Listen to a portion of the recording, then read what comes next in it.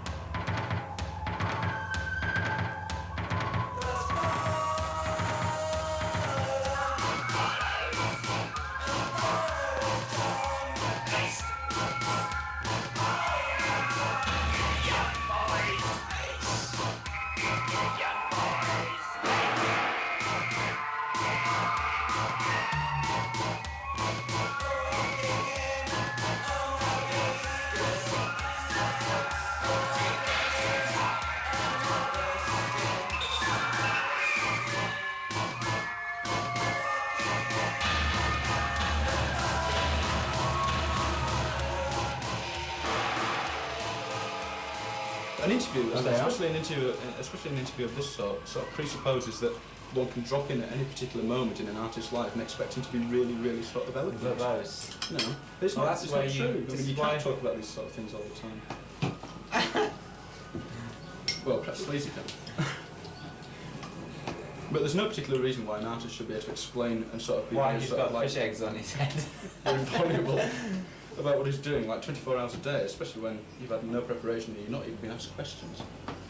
I mean, I hadn't even revised. I mean, I'm sure even Pablo Picasso, you know, sort I mean, of I haven't listened to most of the time- scatology since we did it. Most of the time couldn't explain what on earth he was doing. Cunter. You won?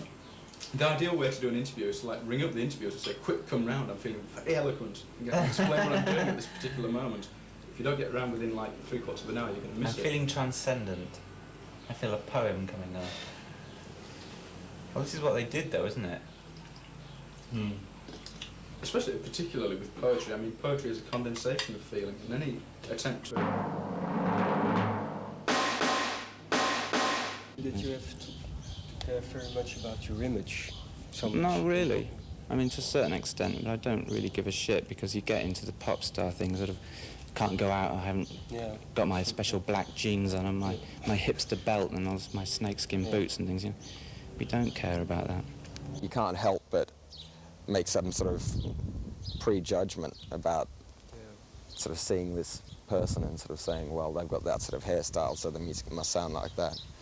And which is something that you do in life anyway. I mean, you see someone and you usually have an immediate impression about what they might be like, which may or may not be true. But I mean, I know that I've been in a record store, picked up a record which may have an interesting front cover, look at the back cover, see a bunch of fat hippies and go, well, this must be a load of garbage, you know.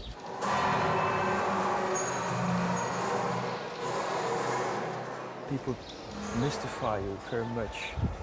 Well, I mean, to actually, you know, do something like this is like pretty much bearing your soul or taking away any sort of mystique, because I do like to proliferate a lot of false names and rumours, etc., just so to decentralise the focus on some sort of rock personality or personality that you can put your finger on and sort of, you know, I don't think that's necessary at all, and I don't think it educates the music at all.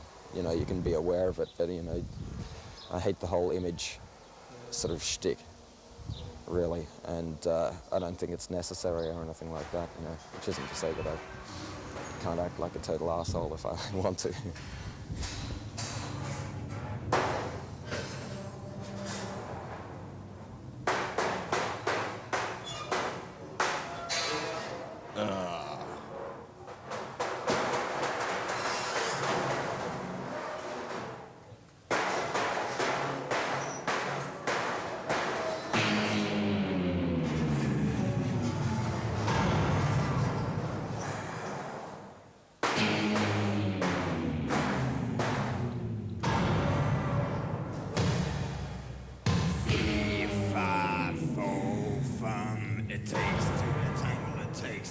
To come. Some things the metal and unsaid, like a pound of protection beats an ounce of lead.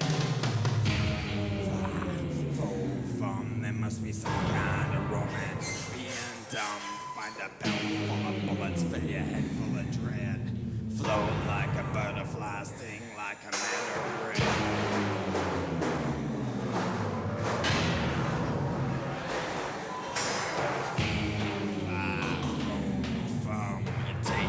Tangle at 1 to 1. If the future don't suit you, we're better off dead. Cause a pound of protection beats an ounce of lead. 5, 4, fun. There must be some kind of romance in being dumb. Cause the blind lead the blind, lead the blind, lead the blind, lead the blind, lead the blind, lead the blind, lead the blind, lead the blind. And then a man for himself. Well, that people listen to pop music for an easy way out, just for enjoyment of the most shallow and tedious type, really. The problem with Western music is, contemporary Western music, is that it offers nothing except shallow pleasure, petty enjoyment, and the promise of dancing the night away and drinking, fucking, picking people up, all completely pointless things to do. Western music used to have something important in it, if we look back at the classical composers, but even the classical music of the West now can't offer anything to people because it exists in its own sphere. It's a finished sort of music.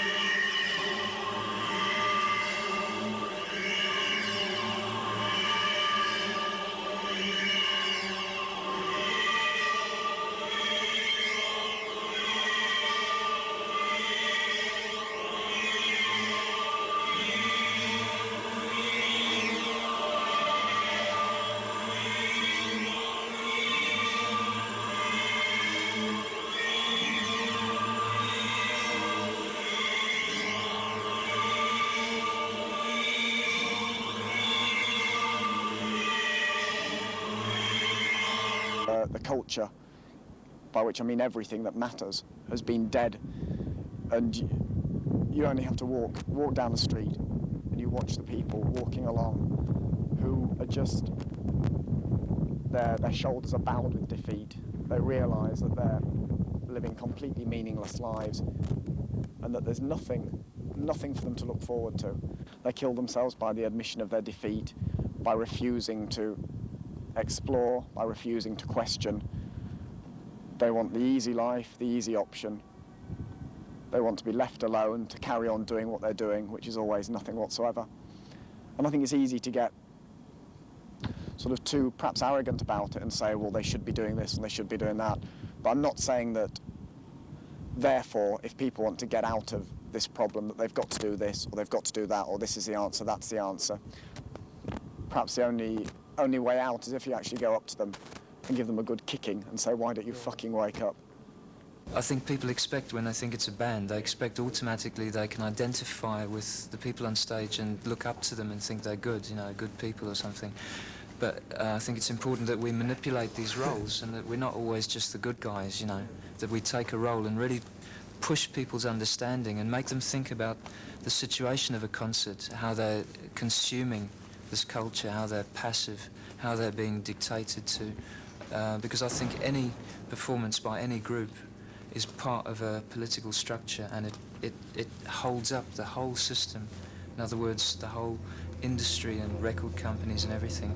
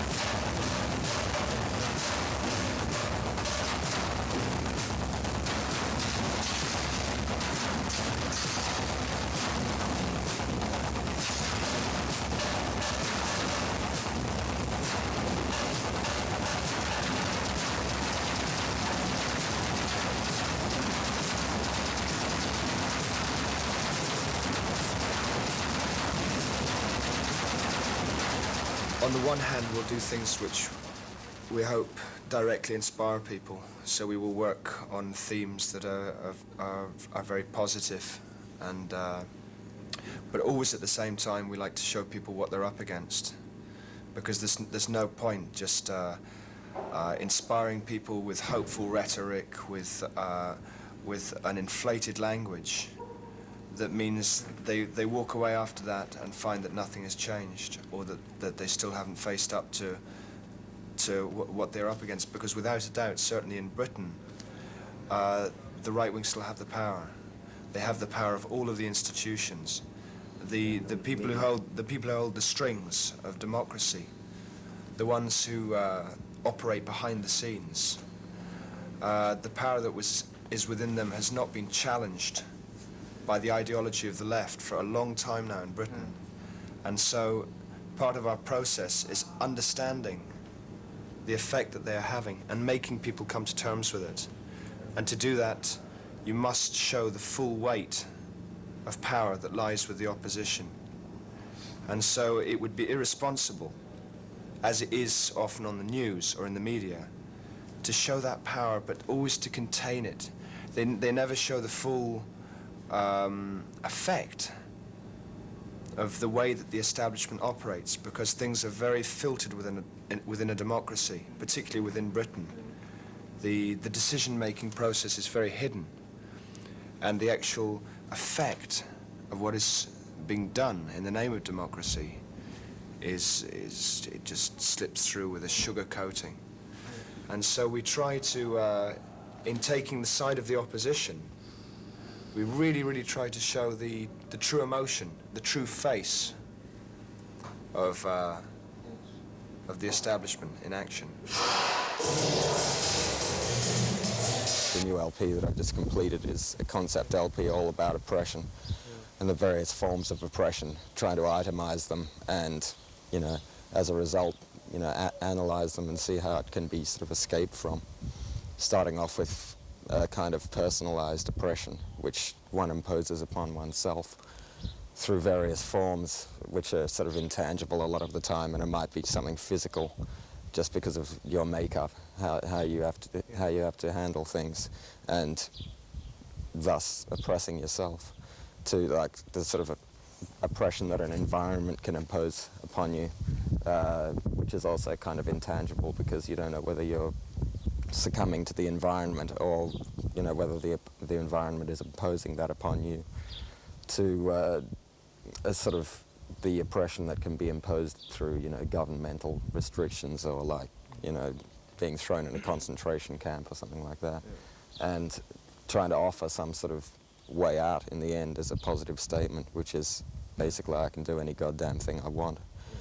And it's portrayed in a fairly willfully violent way, but as a more as an expression, which is a total reaction against all that oppression.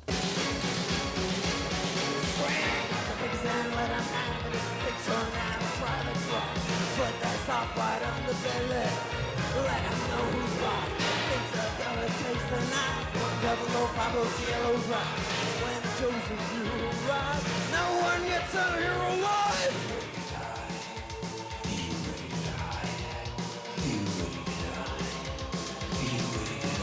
Get the fear! Live forever with the children people. Live forever with the children people. Last pack, can't you feel? Live forever with the children people. If you wanna get some kicks from me, I want 902.6. If you wanna get some kicks from me, I want 902.6. Out of control, I'm off the road.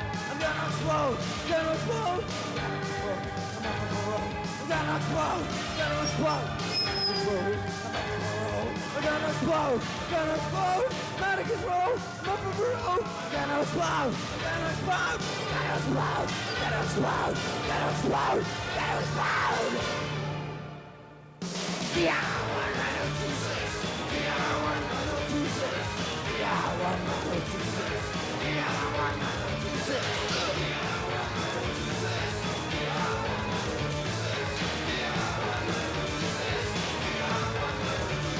I'm God.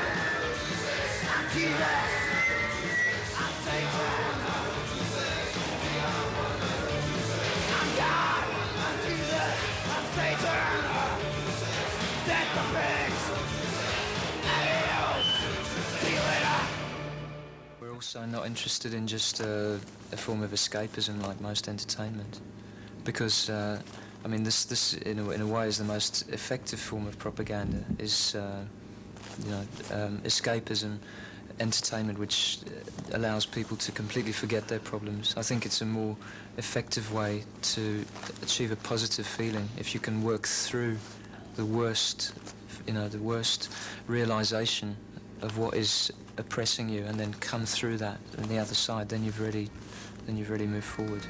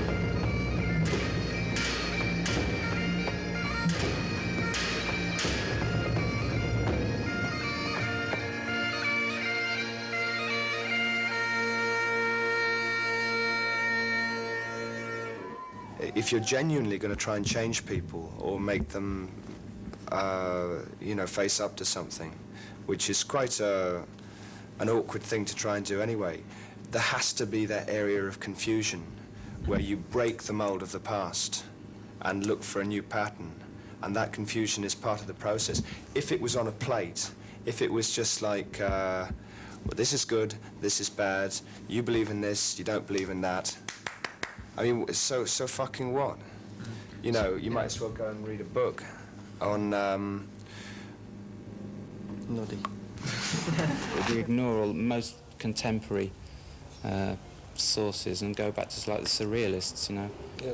I mean, what they were dealing with was the subconscious on the personal level, and expanding it and just plummeting the depth of it. And that's just a very simple act which takes a huge amount of effort and has amazing consequences if you can do it. You know, it's just sort of unleashing something. People don't know how to do it. Yeah. You know, and that's what we are aiming for in some respects. Yeah. And people seem to think it's sort of egotistical and introverted to take such an extensive interest in your own mental workings and capacities. I don't think that's true at all. I think it's more of an arrogance to believe that you could ever understand someone else. Anybody else's. Yeah, I mean... You know, I don't know my own particularly. I want to know more about it. You can never really know what other people are doing.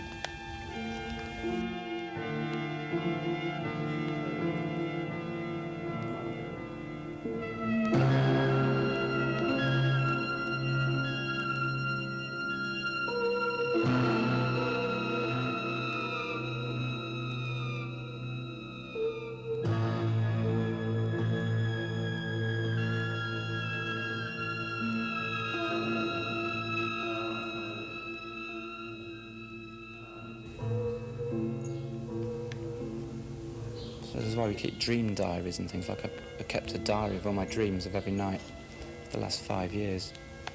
You know, I'm not quite sure yet what purpose it serves, but it's a unique record as far as I'm concerned. If only as a source of imagery as well, I mean, Yeah. Yes. for writing. I mean, I couldn't even say that you got to know yourself better through it because it churns up such strange things, you know, you just can't make sense of it. Yes. That's what I like. You sort of utilise the chaos, but we propagate and generate chaos. Not in a sort of punk anarchy way, but mental chaos. So we were saying before, we believed that states of delirium and sort of self-induced madness, whether it be from LSD or schizophrenia, which you know, invoke and make worse. You know, I actually believe that you can strengthen yourself through those things, like putting yourself through it. Yeah. Next on stage, gentlemen, here's Joey.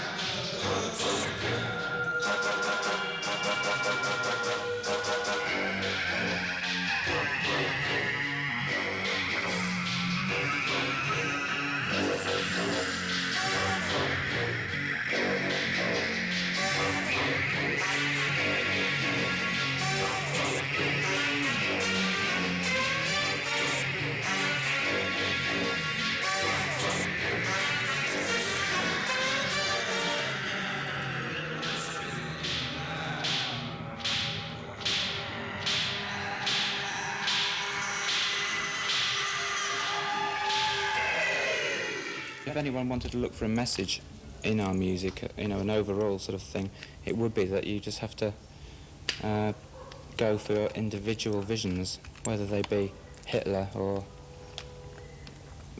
Bosch, you know, Bruegel or something. Because it's only by ploughing into yourself, I think, that you can get anything worthwhile. Yeah. Turning away from outside influences. Yeah. You spend so much energy shutting out and filtering everything, you know, records and TV and that. Spend days. So I just can't listen to the radio, it makes me feel physically ill.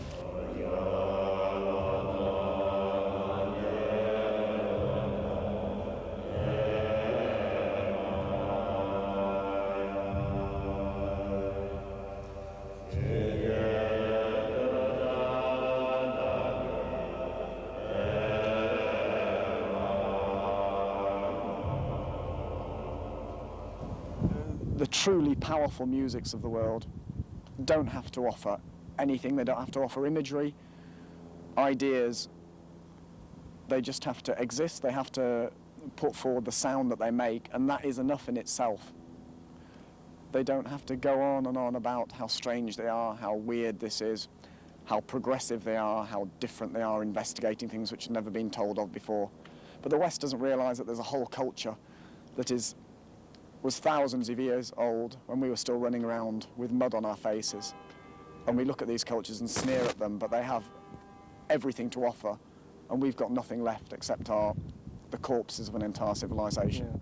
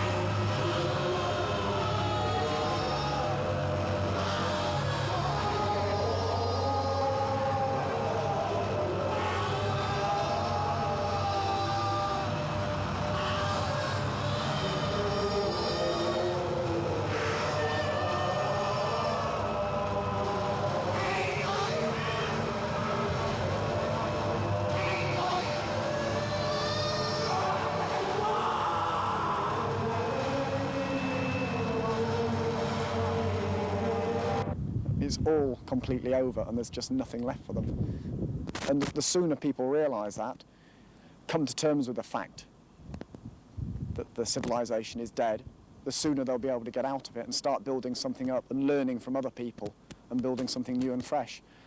But as long as people are crippled by the illusion that they're part of something important, something which has died a long time ago, there's just no hope for them. But they're the only people that can do anything about it. Yeah. But that's why you were leaving for India, end of this summer. Yeah, basically I was born in Asia anyway, and having lived in England and a couple of other places in Europe, although it's pleasant and easy, there's no challenge, and I think that the closer you are to corruption, the quicker you get corrupted yourself. So by living in a culture which is morally and spiritually corrupt, you start to come like that yourself. You know, you catch the disease very easier, and it becomes very easy to sit back. Yeah, so, that's right. I mean, for me, that's what I'm going to do. I go to India to study Tibetan language and Tibetan religion, Tibetan medicine. But obviously, it's not saying that this is what everybody should do. It's just, it's just my personal way of running away from it. Because fuck knows, I can't take it anymore. Tibet is going to India. So you're going to go and meditate on a mountain? Well, I don't know. Maybe, yeah. Yeah. I don't know. I don't think I'd find better atmosphere in a different culture, necessarily. I'd rather mold the culture that I've got around me and mirror it. Either, I think, fight against it or leave. And he decides to leave. So you decide to stay. I'm more into like molding an environment which is around me or analysing it and see what's bad about it. I don't think you have to be restricted to any one city or any one form. Basically, you're the master of your own destiny, but I don't choose to like take a grand new cultural input like something as drastic as going to India or something. Because I like the trash culture of the West. Yeah. I embrace that as well. I think it's great, and I think, you know, that's what's so great about America, because it's it acknowledges that. Yeah, it acknowledges pure glorification of trash, and uses that as a starting point culturally, saying, you know, okay, we love trash. So, you know, what are the alternatives from there? And a lot of people are sort of mirroring it. Where in a place like England, they have some sort of pretension that their culture isn't trash, when it is total trash, and so that's totally pretentious if you sort of watch, you know, like a really populist medium like TV. I think the quality in America is much better, just because they embrace trash so much, and you know that it's an art form. Whereas in England they have some sort of pretension as if they're not making trash, which they are. I mean, you know, which makes it all the more trashy than America.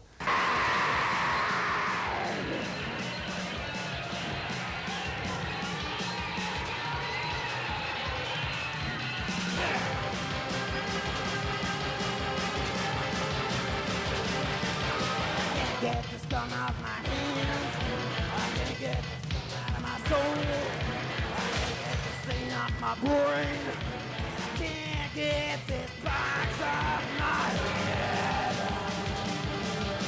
Ow! I can't get the scum out of my hands. I can't get the scum out of my soul. I can't get the stain off my brain. I can't get this box off my head.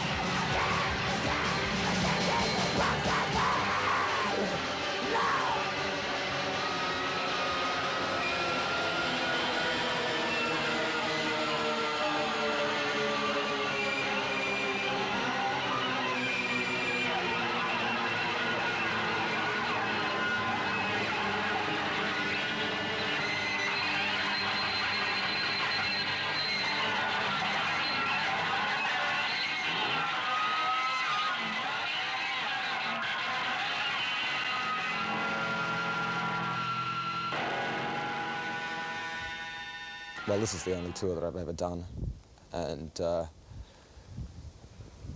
what I'm sort of observing at the moment is that the whole Foetus phenomenon is almost becoming like, not so much self-parody, but I'm very aware of the rock elements in it, and I'm embracing that at the moment, and the greatest manifestation of that is to do a tour.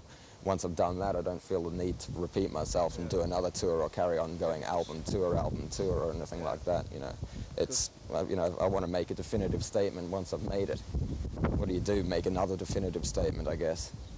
But I don't want to repeat myself. I mean, you know, how many rock LPs does the world need?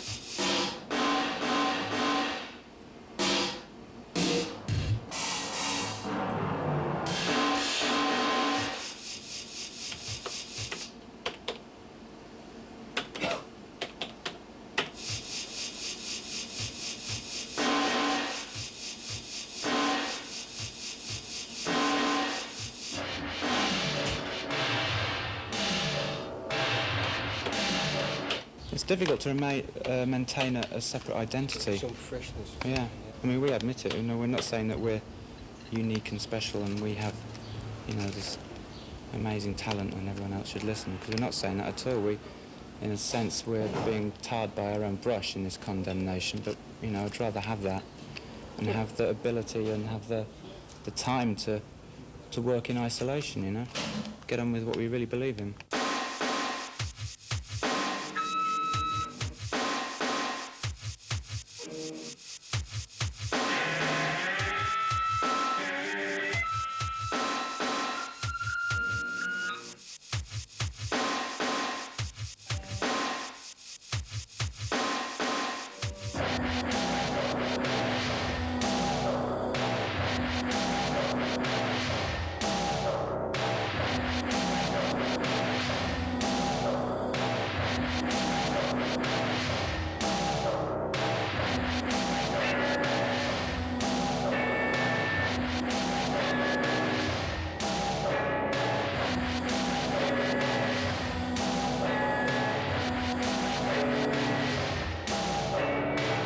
This is the first time we've stood in front of a video camera and said these things. We've had numerous opportunities to play huge festivals in Holland and in America. We've been offered to play the Palladium, which is like the biggest nightclub there at the moment. We just say no. We get this perverse pleasure in turning these things down in a way. But we don't want to dilute what we think we have by sort of either compromising it in a live situation or becoming just another little marker in the marketplace, you know. If you don't play the game, if you don't play the accepted rules of marketing and of production of material and of the right connections with the press, if you try to make your own system, which we do, outside of all the disciplines, in other words, we're not just a pop band, we're not a modern classical band, we're not, you know, a totally anarchist band, we're not just producing films which can be screened in a cinema. We're not just working with playwrights who can write a conventional play to go in a West End theatre. We're outside of all these places. We don't fit in any of their rules. And they can't, it's very difficult for them to have the commitment or the courage or even the desire to break their accepted structures of partitioning all these different areas. So we create problems for ourselves in this way, and it takes, you know, we have to just keep trying.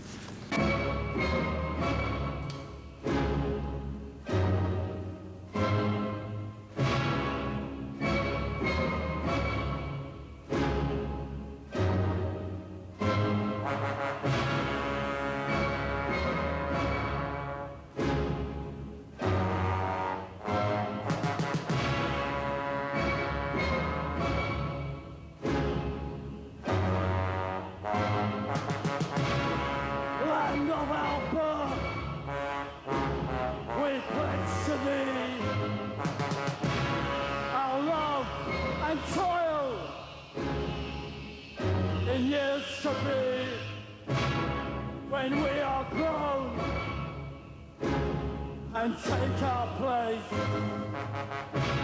as men and women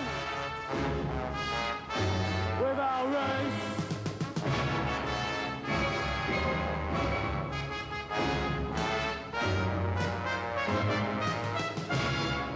Land of our birth, our faith, our pride. Okay, just one simple question. Why did you come back from India? Well, having got so pissed off with the West, I decided to go and find my true will man in India and Nepal.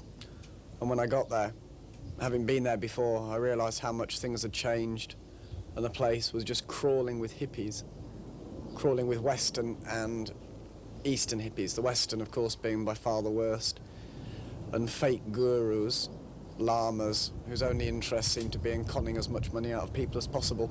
Their main point of interest in this world seemed to be what sort of watch you had on. And the fact that most of the Buddhist monks I met, the young ones, all seemed to have guitars and play Jimi Hendrix all the time. I thought this is obviously not the place to be.